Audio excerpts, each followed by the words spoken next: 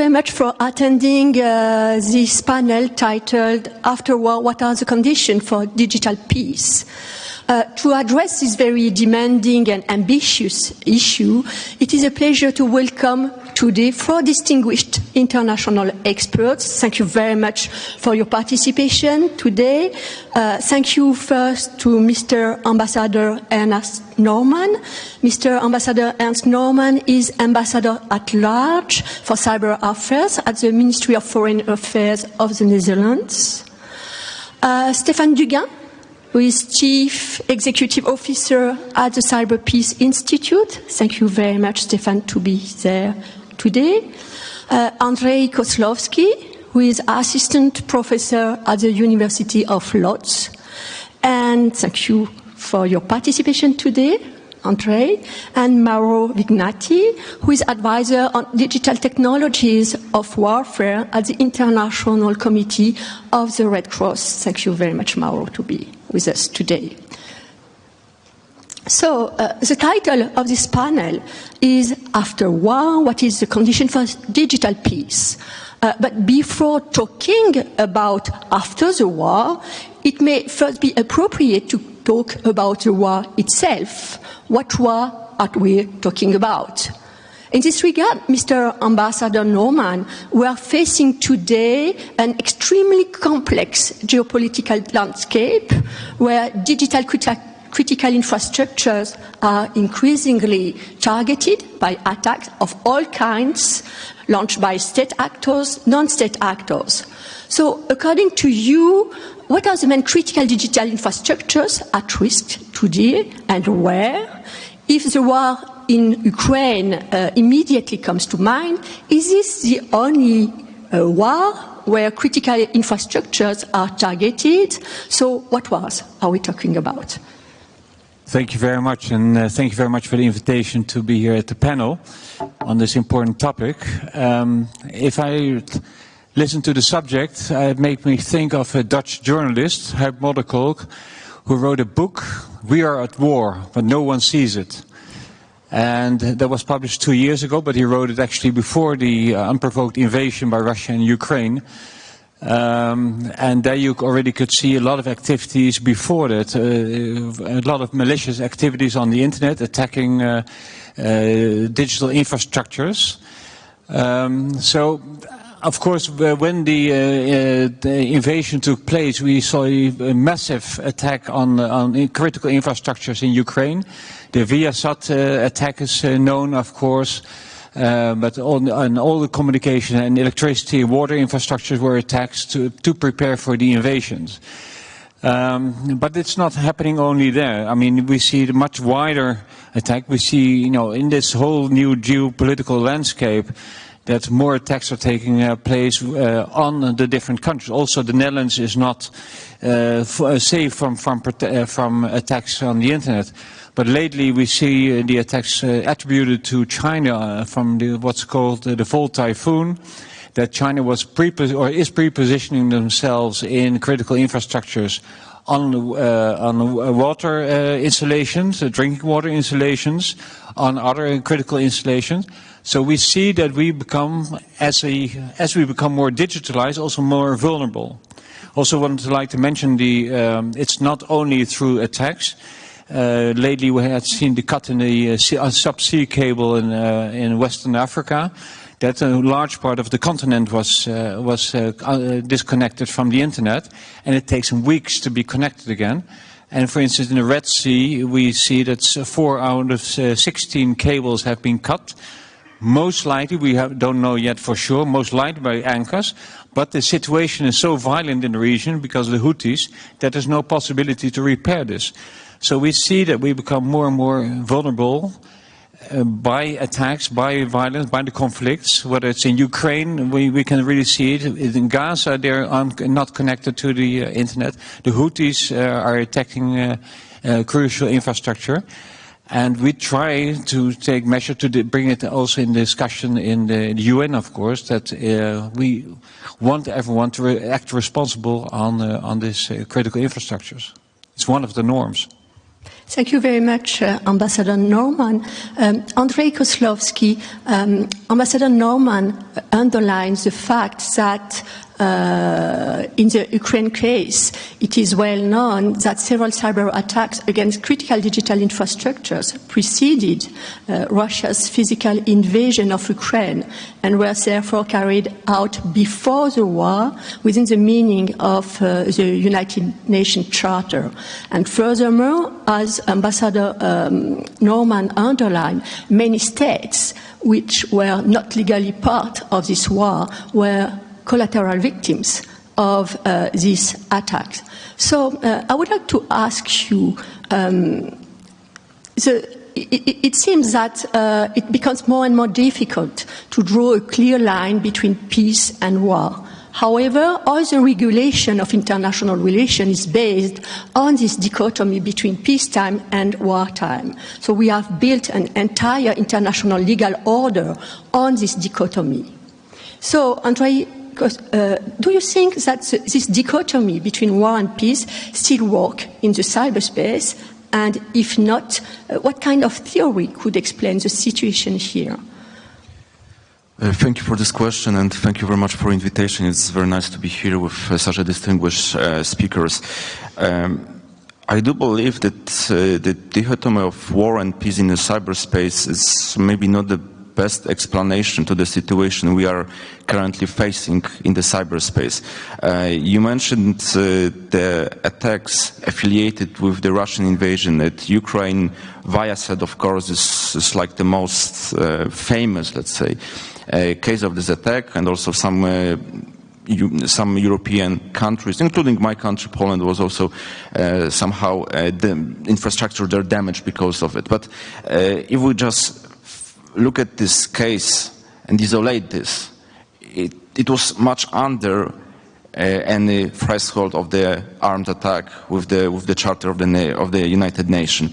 Therefore, I think so that, because I'm an academic, so this is like the theory which is called the cyber persistent theory, developed by the American researchers, but also put in practice by the United States government, which later I will tell more about this, which better explain the situation we have currently face in the cyberspace, because this theory rejects this dichotomy on the war and peace, and this theory claims that in the cyberspace, first of all, because of the structural feature of the cyberspace, countries are engaged all the time. They engage constantly. When, for example, in the classical physical realm, this they are doing this only episodic one, and they need to cross this physical barrier, which in the cyberspace they do not need to do it. And what is even more, this environment is rather on the exploitation than the coercion. So we don't need to coerce our opponent to get our strategical gains. So because of this all the time competition between the countries, for example, United States also developed, the Department of Defense developed this with the Defense Forward and Mission Hunt Forward conception, that the United States need to be proactive in the cyberspace and need to active to disrupt any potential cyber disruption, cyber threats. And I think so this is like a good explanation of what is actually happening in the cyberspace, because just to finish this, it's also we have like the tactical success in the cyberspace, which make cause that we achieve our strategic gains. So in my opinion, this theory a little bit explains the situation in the cyberspace than the simple dichotomy between peace and war.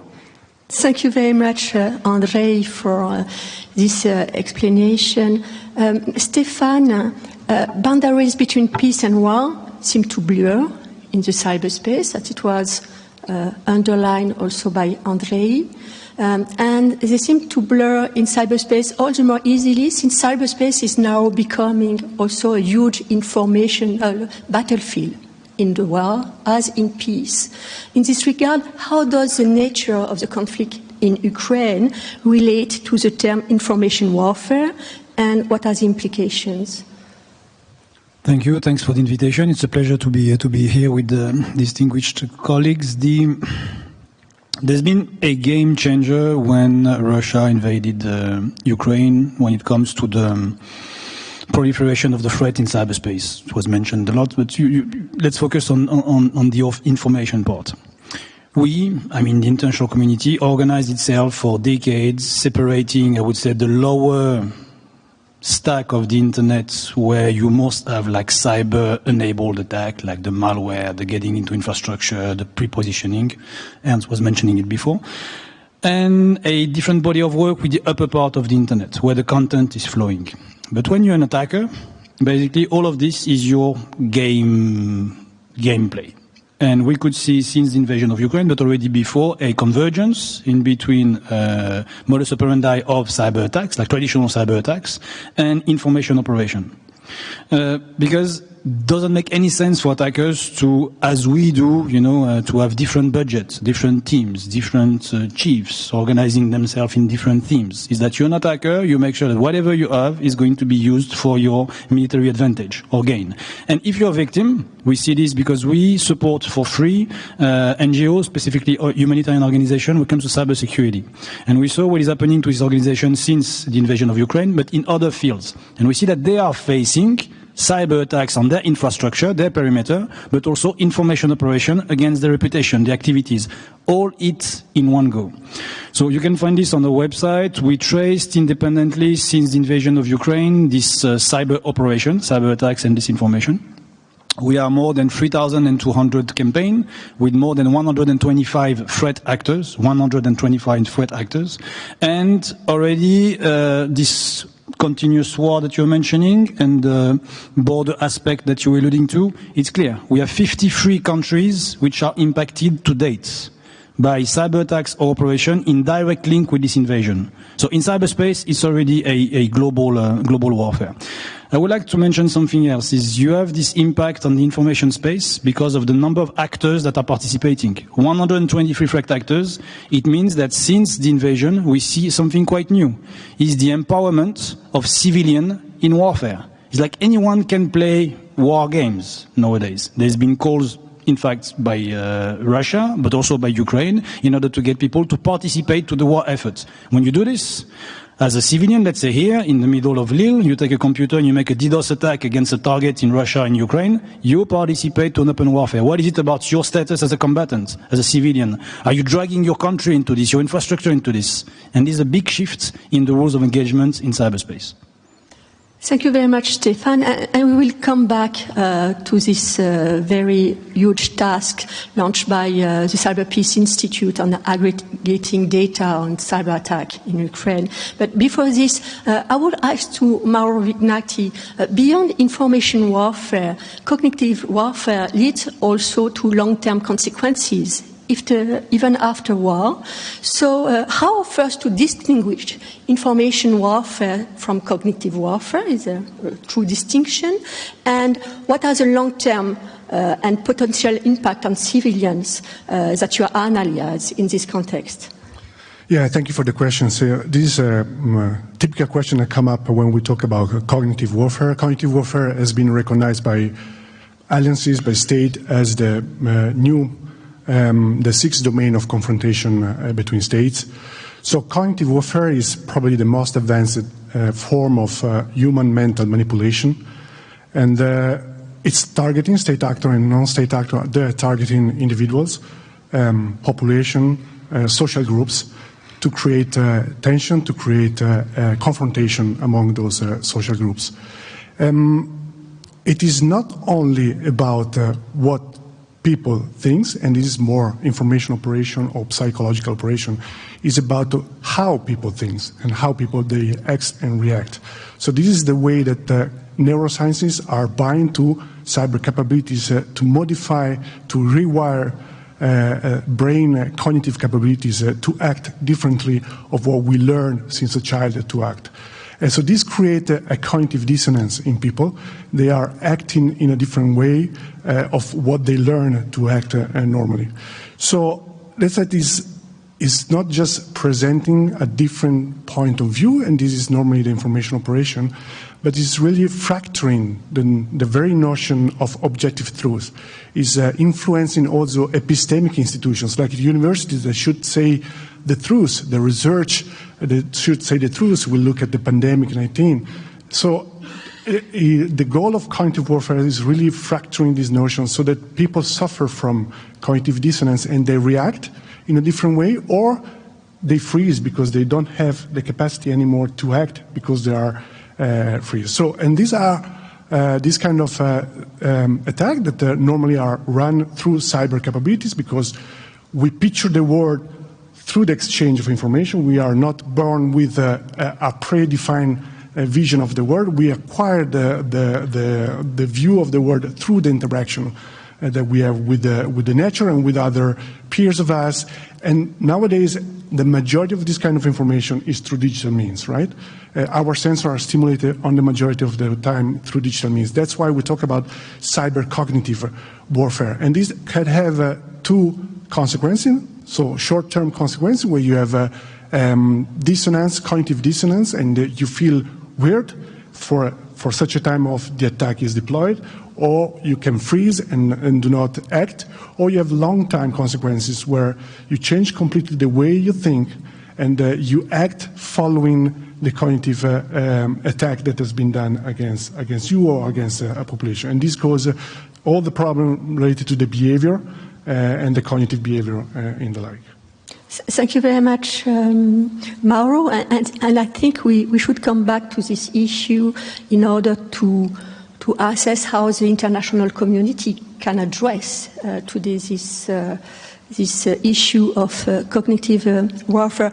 But before coming back to this issue, Ambassador Norman, the Netherlands is providing cyber assistance to Ukraine. Could you please explain how this assistance is developed? How does it help to protect the public core of the Internet? And what are the implications for the future construction of peace? Thank you for that question. Well, what we have seen when the initial cyber attack started just prior to the physical invasion, that the tech companies really started acting immediately. Without asking for funding, they really acted immediately, the big tech companies, to protect Ukraine. That was extremely important, and also this shows more and more that we as states have to work very closely together with all the stakeholders. The tech companies are important in collaborating to protect the Internet. So they took a responsibility, and then we came as states also to help Ukraine in protecting themselves, and to fund the companies in protecting the Ukraine from these attacks, to solve the issues with malware and make it more sustainable, make the resilience of the Internet and try to gain it back. What we've seen that, of course, because of the conflict, that so many countries came in, and a lot of the countries were looking at the same time. Types of assistance to Ukraine. So there became a need to coordinate this assistance to be more effective. So in the end, we decided to create a group of 10 countries together, together with Ukraine government itself, to see how we can coordinate our assistance in the civilian domain in a better way to be more effective, together with the tech companies, to protect Ukraine. Now, we call that the Tallinn mechanism, and we had just a last meeting a month ago in The Hague of the Tallinn mechanism, where we really are sitting together, also with the government of Ukraine. Okay, what is really the needs, and what are the needs, and how we can supply together aid, assistance, to fulfill these needs of the country to protect itself better. Of course, a lot of focus is also on securing the communication, because some of the communication systems are under threat throughout the countries, and that's also crucial, of course, for all operations, be it for military operations, but also for health, to provide healthcare assistance in the affected areas.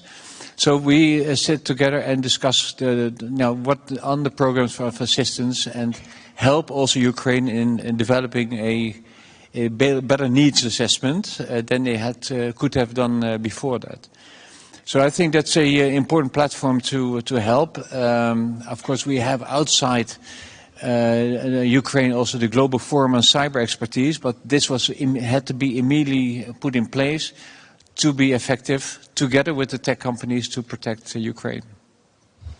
Thank you very much, Ambassador Norman. And do you think that all you are going to build for Ukraine could be a basis for building better cybersecurity during peacetime? Well, that's also why I mentioned the Global Forum on Cyber Expertise. That's already a forum which was created in 2015 during a cyber conference in the Netherlands, and now it has 200 partners, including tech companies, including NGOs. Steven, of course, you are also, ICRC is not part of it, I think, but Cyber Peace Institute for sure is partner of it. And together we are looking to coordinate the assistance in the countries across the world who do not have the capacity yet to create their own national cybersecurity center. So we help them creating that, help them also in cyber diplomacy, how to analyze what's happening on the internet. So both on the hard part of cyber protection and the softer part of cyber protection. And that's indeed to protect worldwide the countries from cyber threats. And because also the weakest link on cybersecurity can affect the other countries. So it's also in our own interest to help the countries who do not have the capabilities yet to protect themselves. So we also always call upon countries to join us in the Global Forum on Cyber Expertise, to join hands together to make the world a safer place on the internet. Thank you very much, Ambassador. Andre, Ambassador Norman underlined the fact that maybe many IT private companies also actively engaged in helping Ukraine to defend itself against Russian invasion on a scale I think never seen before. So could you here also explain more precisely how the assistance is developed by these private companies? What are the risks and opportunities for these companies, and how should they prepare? What lessons can we also learn from this during peacetime? Yes, exactly. As you mentioned, the scale of engagement of the private IT companies into the defending and helping Ukraine has never been seen before. And the scale was also the biggest in the history.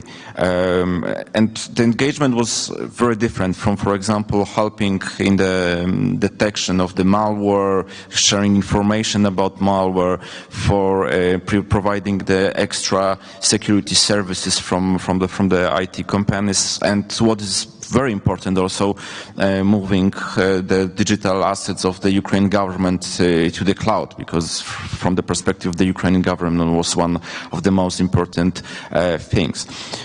So first of all, the engagement of these companies, IT companies, was rather ad hoc. It wasn't like pre-planned with building with business plan months or years before.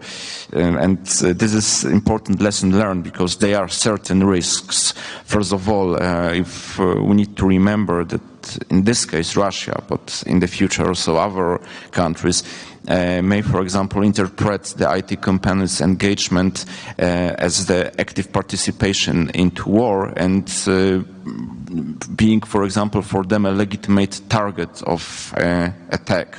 It's of course dubious in the international law perspective, but it's a matter of the interpretation. Second, much, let's say, dangerous thing is the threat for the employees of this company, because we know that Russia is able, for example, to even assassinate people, but but for sure coerce them, intimidate them, threaten them, or their families. So this is like the threat for these people who actually work for these companies. Third one is also that these companies need to beef up the cybersecurity system and cyber defense, because like there's a threat for their IT systems, for their knowledge, for their communication too. So this is extra risk. And what is even more, for example, we know that Russia sanctioned some of the people linked with the companies, or banned these companies from international forums and discussion forums, which is like the next repercussion. On the other hand, it brings a lot of opportunities for these companies. First of all, it's a stress test for their services, for the infrastructure, for their products. Second, they get knowledge from the first hand, from the front line, let's say, about the newest malware, the techniques, procedures, and the tactics of the adversaries, which can use to increase the security all around world. And last but not least, we also need to remember this is like good for the business reputation, that you see that we are these good guys, we are defending the good guys, we are helping them. And in the next conflict, because of course it's mentioned in the case of the Taiwan, but the companies need to prepare like the multi-stakeholders crisis response plan. They need also to cooperate with the government. They wanted to help to better know the needs, but also to better know the possible threats. And last but not least, we also need to think about possible guidelines of engagement of the private companies into war. Thank you. Thank you very much, Andrei. Mauro, Andrei underlined this involvement of private companies during Ukraine war in a scale that has never seen before, and there is a growing involvement of civilians in activities on the digital battlefields, and this involvement contributes to the erosion of the principle of distinction. So what is the position of the ICRC regarding this development? What consideration can be drawn in a post-conflict context in relation to this civilian participation, direct participation to the conflict?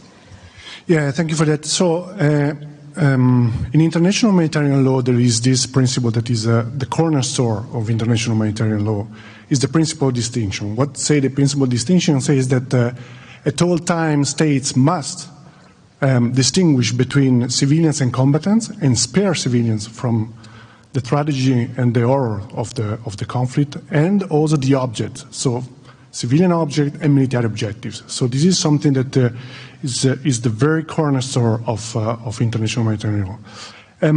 What we see now is, as you said, and the other guy saying, we see the involvement more and more of civilians and tech companies in conflict. So in some point, there could be a direct participation in hostilities. So we start from the principle that all civilians are protected by IHL, by international humanitarian law, but in some special cases, it could be that someone or an entity could be considered as directly participating in hostilities. When a person or an entity is what we say DPHing, could lose the protection that the international humanitarian law entitled to them. So when we talk about civilians, we talk about three groups. So one is individuals, like us in this room, then hacker groups, so what we call civilian hackers, and then tech companies. So those are the actors that are more and more involved in conflict. Tech companies, like all the vendors that you have in the back of this room, are providing, even by providing defensive capabilities, they could be considered with a legal analysis that I'm not explaining here because it's quite complex, but they could be considered as directly participating in hostility. For instance, if one of the companies providing threat intelligence to one party to a conflict, or by disrupting an operation of another party to a conflict, taking down a command and control, for instance. But I'm not entering now the distinguish, but could be considered as directly participating in hostility, with all the consequences that this means, losing protection that IHL give to those people and entities. So what we're seeing now is by entering this space, civilians are attacking other civilians object. So this is a kind of a conflict in a conflict. It's no more armed forces against armed forces. We have civilians through cyber means attacking other civilians in the other country. This is something that will create consequences in the long term, and probably talk again later. Then there is the proliferation of capabilities. So we have state and non-state actors that are distributing these capabilities to civilians. Civilians are adopting and learning and using those capabilities. Some of them, they even don't need to learn because it's quite easy and it's a click and go. And so there is this proliferation of cyber offensive capabilities that are provided by state and non-state actors. They will stay even after the conflict. So this means that when the conflict ends, those people, those individuals, those groups are able to deploy these capabilities even in peacetime or un-peacetime, as we are talking about here. So those are the long-term consequences of this kind of situation we have now. Thank you very much, Mauro. Stefan, the Cyberspace Institute, as you mentioned, is deeply involved in aggregating data on cyber attacks and operations following the military invasion of Ukraine. Why it is so important to document these cyber activities in the midst of an armed conflict, and how could this be used after the war? The ambition of the project was to make sure that we would not lose any information, because it's very volatile when an attack is deployed, what information is out there, how to collect the information, the process by which you collect the information, to be sure that it would be aggregated into a public good. It's a public good that we have on our website, available for everyone, in order to create this memory of what happened in the cyberspace since the invasion, which we thought would be extremely interesting and important for accountability. So how the platform is working is that we're looking into the attacks, we're looking into the attribution of the attacks. Attribution is an important part because a lot of these attacks are attributed by states, I mean with the responsibility of states attribution obviously, but it's not the majority of attribution, far from it. The vast majority of attribution is self-attribution, which reminds me of what I was doing in the previous life in Europol against Daesh and Al-Qaeda propaganda and propagandists and then terrorist group, where they were self-attributing their propaganda and their attack. You have kind of the same process here. People being online, performing an attack, and part of the attack is the bragging about it. Is the fact that I want to put my flag and I want to explain that I am the one behind this attack which is disrupting the capacity in that country. So we gather all this data and we classify the attack on between the destructive one, the one that wants to destroy system, the disruptive one, the one that the system needs still to be potentially operating in the future in the context of invasion, for example, but now it should not work. Attack on disinformation, we are going to disrupt the whole information ecosystem in which the kinetic warfare is built, and attack on that are targeting on data. I need to steal data in order to get a military advantage. So we gather all of this, again, more than 3,000 campaigns of attack. It's consumed like 30 attacks per week. And that's the tip of the iceberg. It's quite important to see that we have on the platform is what we can collect and information we can get and we can publicly put, out there.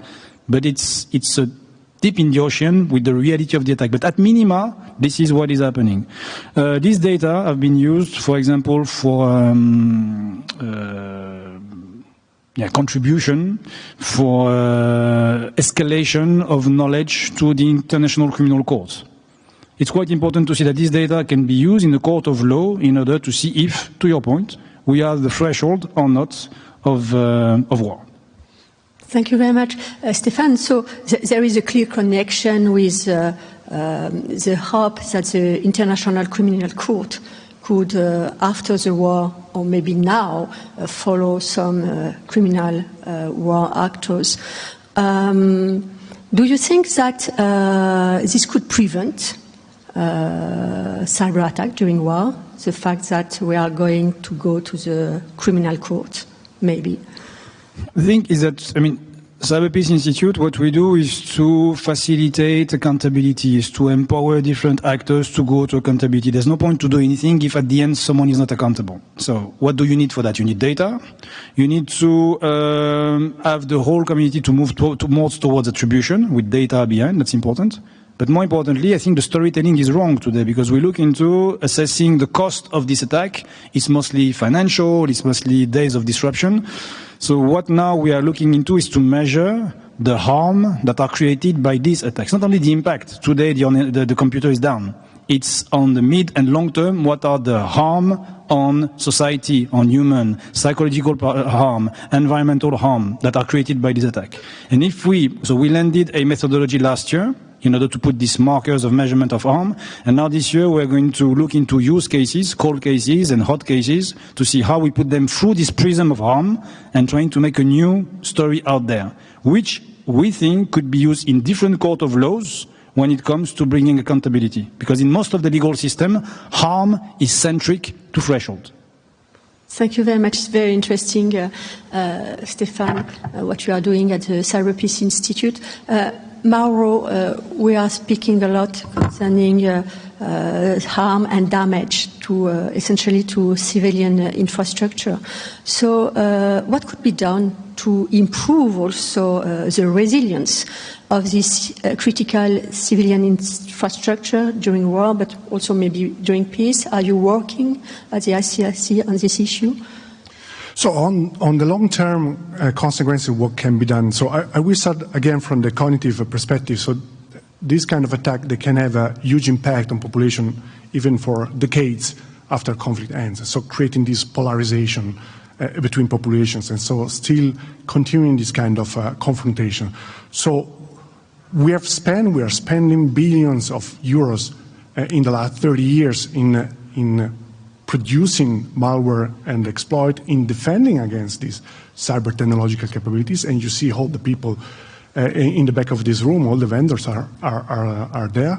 The states are focusing more and more in the cognitive perspective. And until now, we have not spent enough, or quite zero, in the protection of the brain against this kind of attack. What we are doing now to protect these new capability that states and non-state actors are deploying. So I stimulate the industry. We like the industry stimulates in providing capabilities to defend the human being against this kind of attack. This is the first point. The second one is about the technology fragmentation. So what we are seeing now is when tech companies are taking stand for one party or another to a conflict, they take a stand, and this means that a technology company could not or could be kicked out from a specific region or country. And so this endangers the relief operation that an organization like ours has deployed. So we have to work with the same technology in two countries, and probably we can't use a technology in one country because it's been banned, because this technology company has taken stand against one party to a conflict. This created this problem for us in operating in all these regions. This is also what we see as a public-private partnership. We see the advantage of public-private partnership in peacetime, so where the tech companies are helping states in the protection against a criminal attack. When we enter in a situation of armed conflict, those companies that are providing those kind of capabilities, they enter in a new space, a new legal framework that is IHL, and this changed completely the situation. So by having and pushing this public-private partnership also in time of conflict, we're bringing those companies into the conflict and endanger the workers, as we said before. So are the workers of these tech companies informed about what they are doing during an armed conflict? And this is also a problem. And then the last point is about this concept of whole society that is appearing now more and more. So about involving the whole society in the defense of a country at the cyber level too. So, and here the same discussion. So we are bringing the civilians into the conflict, and we have to be clear what kind of message we give the civilians, and the civilians must be informed what does it mean to enter a space of conflict that is a different space of the normal one. Thank you very much, Mauro. And so, Andrei, how do you think that international initiatives and collaborations such as the Paris Code for Trust and Security in the cyberspace could play a role in preventing or reducing the number of cyber attacks, or in protecting critical infrastructures and promoting peace in the cyberspace? I mean, such such international initiative could be only one of the elements which are used to better protect the critical infrastructure, because if not, the critical infrastructure operators will do the job. No one is going to do the job for them. So we need to start with the first, to put like the legislation into act to force somehow the operators of the critical infrastructure to take care of the cyber security of the infrastructure.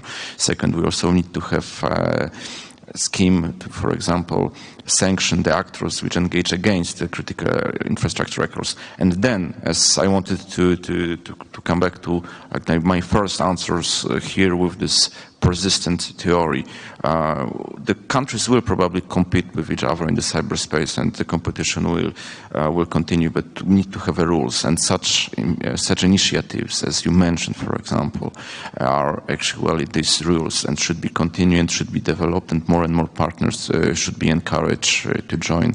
And I think so that this is the way how we, maybe not 100% protection, guarantee 100% protection for the critical infrastructure, but how we can limit the cyber attacks against the critical infrastructure. Thank you very much, André.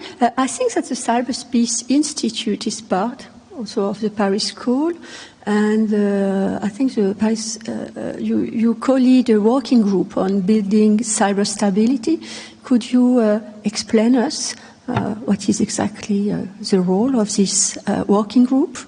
Yeah, with pleasure. The Paris School is a very interesting place to convene multi-stakeholder, to convince stakeholders from a lot of different backgrounds towards a specific objective. In this case, is to counter the proliferation of offensive cyber capabilities. So we are co-leading a specific group, which is around, to put in one simple word, spyware.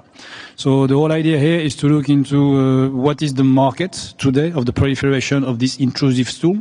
How come that something that is of use of a few states, but that is fueling a huge marketplace, and tomorrow's point before, it's creating, in fact, capabilities today that are going to be used tomorrow. The people developing spyware today, even if you close down their company or you give sanction to them, they are developing this know-how that they can use in other contexts.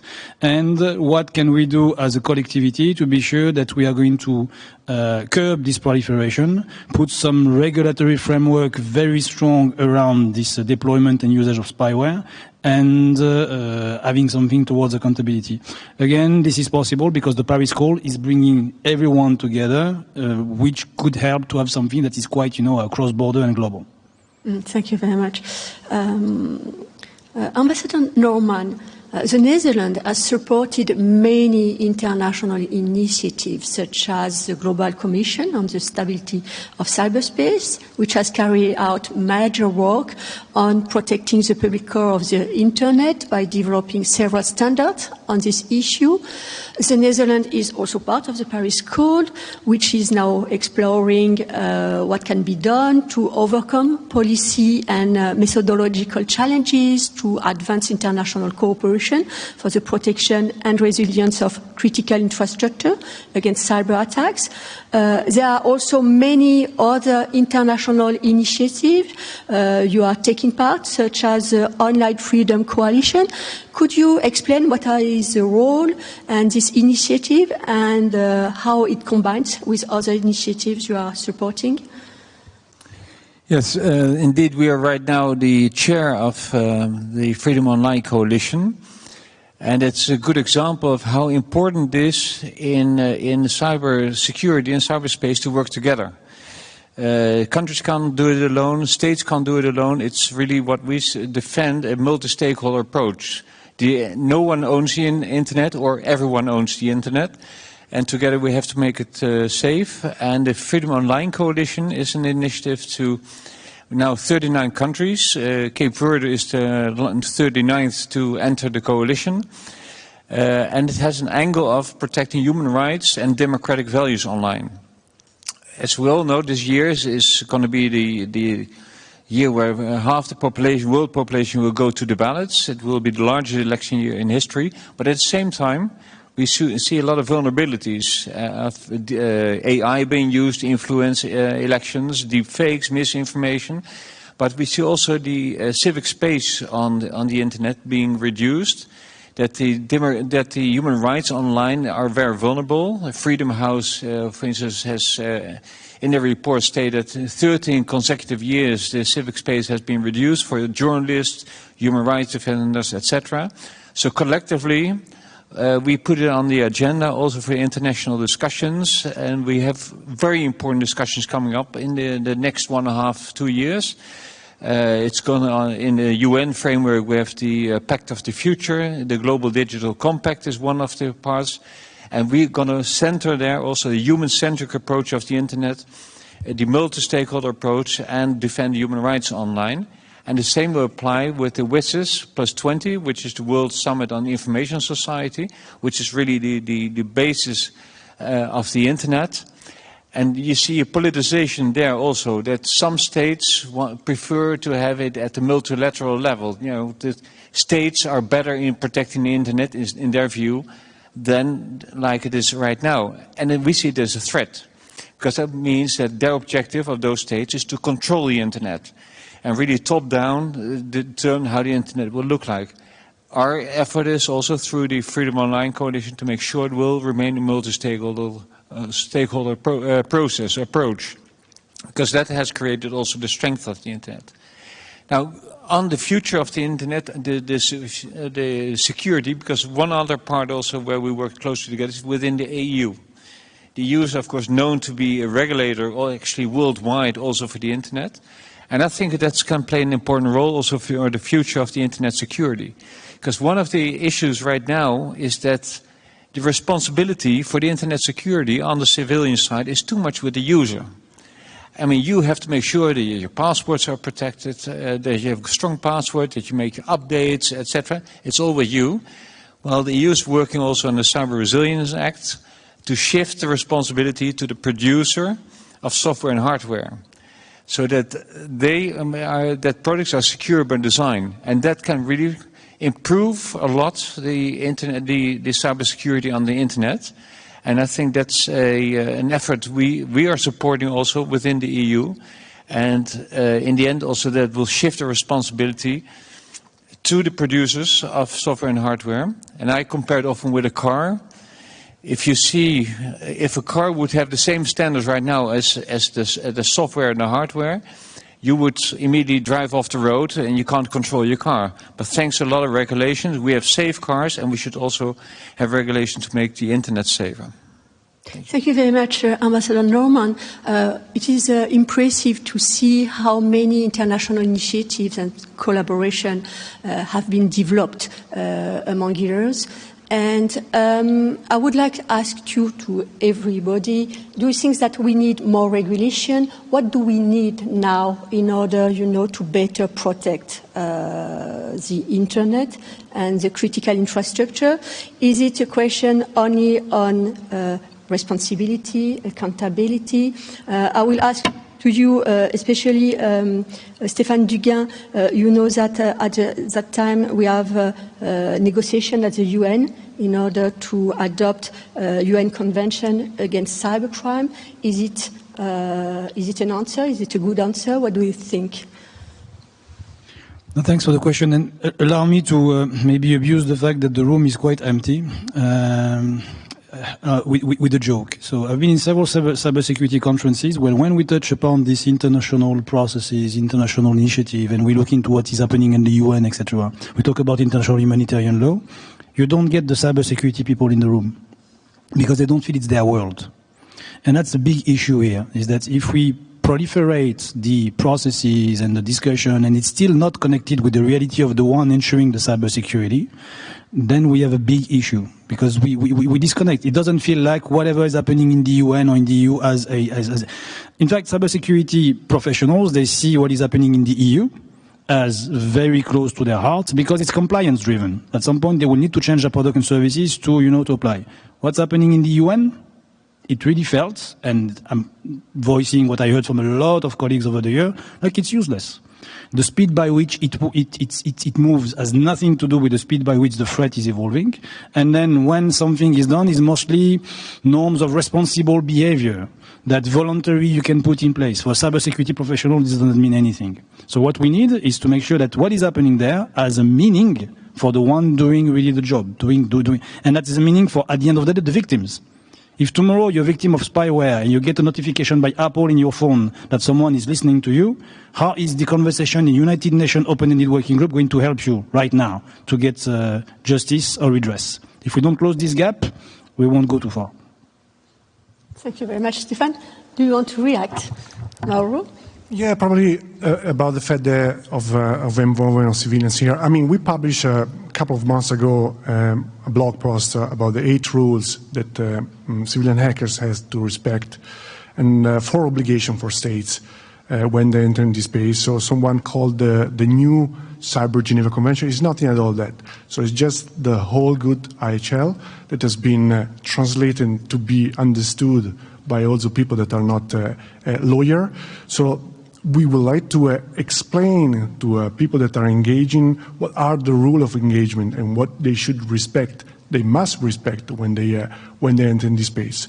So we're going to be more institutionalized in this respect. So probably these 8 rules become something more institutional for the ICC. But the way we approach this is to explain people how to behave in this respect. And there is a body of law that is covering this. We don't need some new regulation. We need that the states and civilians are respecting what the international humanitarian law is already saying.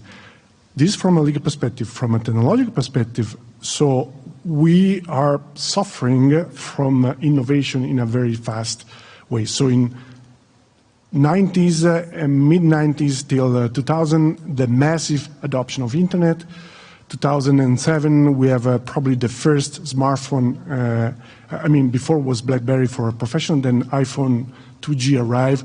So we have the internet, we have always on, always connected 10 years later. And 10 years later, we have the first GPT-1, the first generative AI coming in the market. So every 10 years, we have this big wave of innovation that will impact our brain, and we're not able to go at the same speed as this innovation. This will lag us behind and influence in the way we behave in this space. So we need more defensive approach and more capability to understand what are we suffering from the technological innovation. And so from an academic perspective, Andrei, what do you think about this need or not need of new regulation? Not only from the academic perspective, but also from the different experience. I'm, let's say, very in favor of the regulation. I can say that the beauty of the European Union is a regulation, actually. So if from one perspective we are talking about the European Union law, so like the law which demand something from the companies to do, like the ambassador mentioned with the great example of the cars, I will add also planes, for example.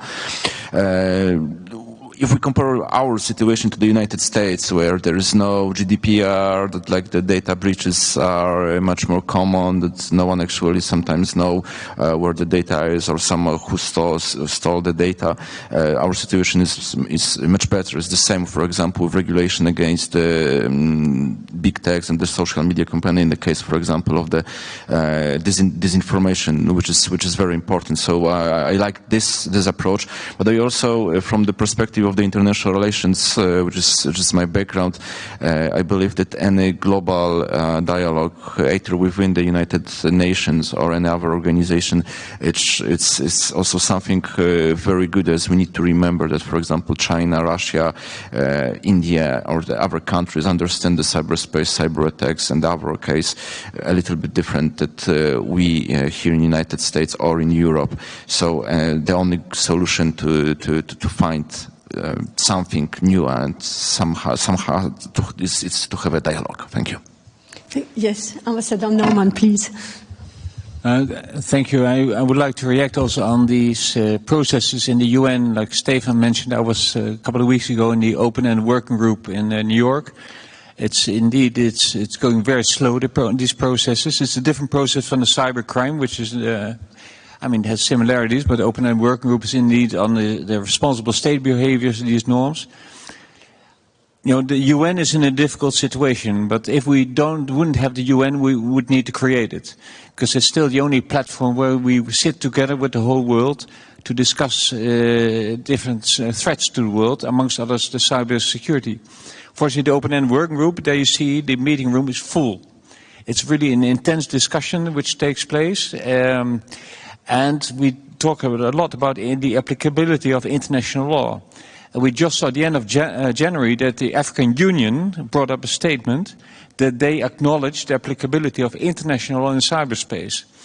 And that was something, you know, which was taken us by surprise in a positive way, that they, as a whole African Union, 56 states, if I remember correctly, just said, you know, international law is applicable. So we've been defending that all along that process.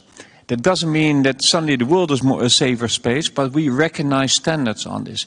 And we always talk about more or less the same for countries as malicious, cyber states who threaten the cyberspace, who also threatened a lot of countries in Asia, in Latin America, in Africa. So we all suffer from those threats. It's not the West against the rest. You know, it's a much broader space, and I think we need the UN still as the only platform to use it to talk to each other, to attribute malicious behavior.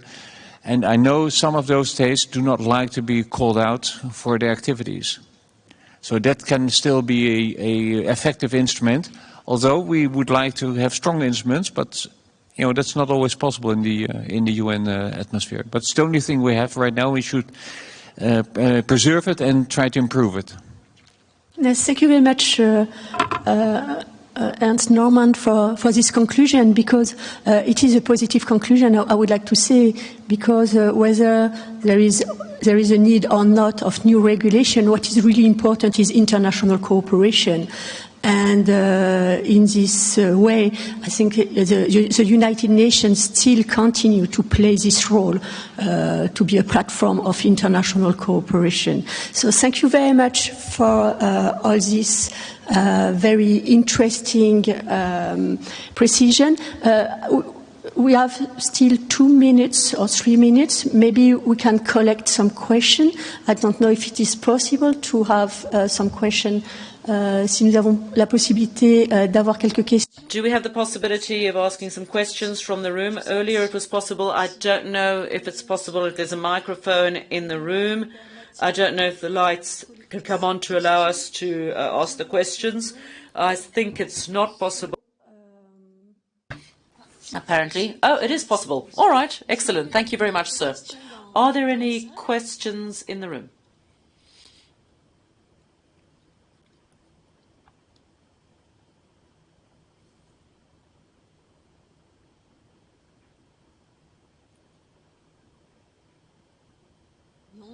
It would appear... Oh, there's a question here on the right-hand side.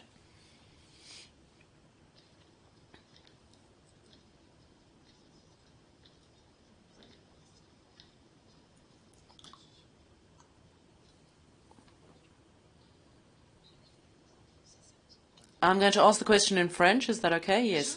Hello.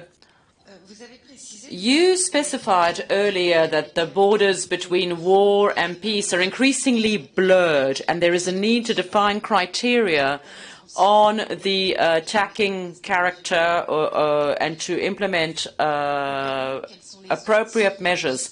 Concretely, what are the national or supranational legislative instruments and tools that could enter that framework, and what international bodies could establish that framework to characterize the warfare related to an attack?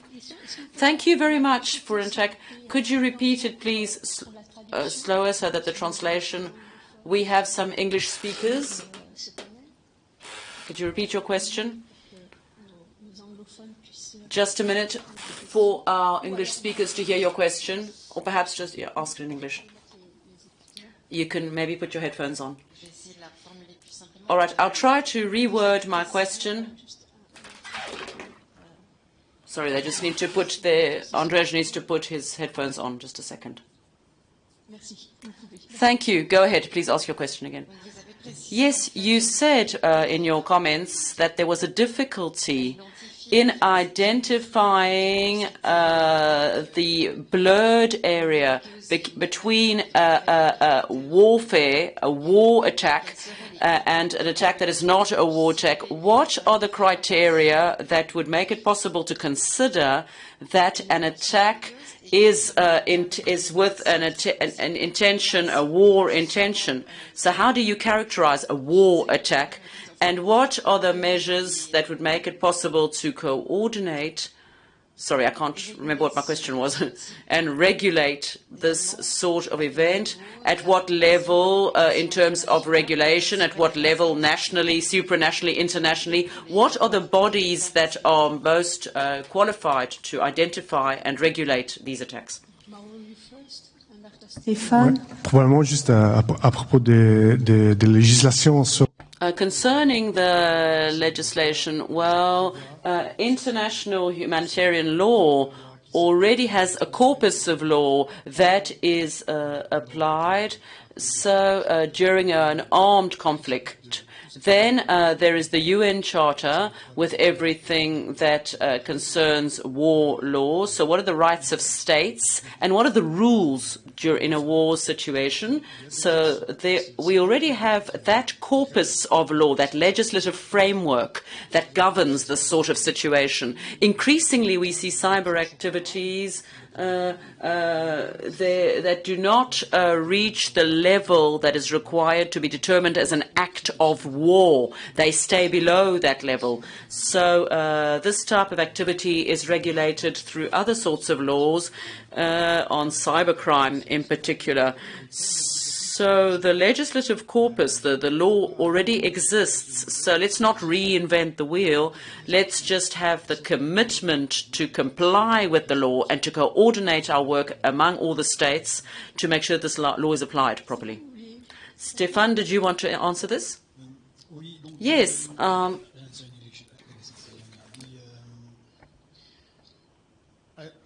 Totally with Maro is also because there's a need of urgency. So because we are in urgent need of applicability of the law, even if there would be the will to invent something else, there's no point now because it's not going to be applicable for what we need. IHL is there. So it means that it requires actors to document three parts of the attacks. One is the intent. It's like, in which context this attack happened in order to do what. The second is the harm I was mentioning before, how to measure the harm that this attack is causing. And then who's the target in terms of civilian object, non. There's sometimes, difficulty to see if there's dual object with military and civilian purposes. So all of this needs to be documented. And then there needs to be the responsibility, for example, of states for attribution. And then to really voice, we consider this is a breach of. And that's really important that this stage is happening because it could be useful for specific courts. I was mentioning the International Criminal Court in The Hague recently. Why? Because you have the Statute of Rome, which goes into a lot of different crimes, referencing, in fact, a lot to IHL, in order to know if we are above a threshold. And if we are above a threshold, this is a war crime, this is a genocide, this is something. But you need the data, for sure. Merci beaucoup.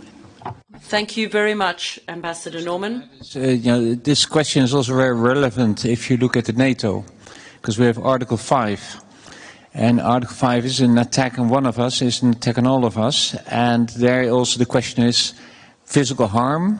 Indeed, is it surpassing this threshold of physical harm? Is it really destroying something and will then... Could Article 5 be applicable? That's a discussion that's ongoing. So it's not an easy question. So thank you very much.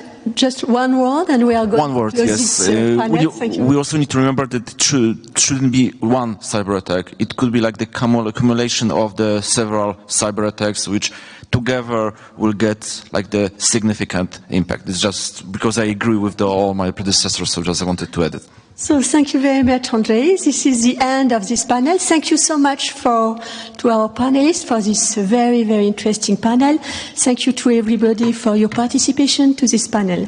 Merci beaucoup.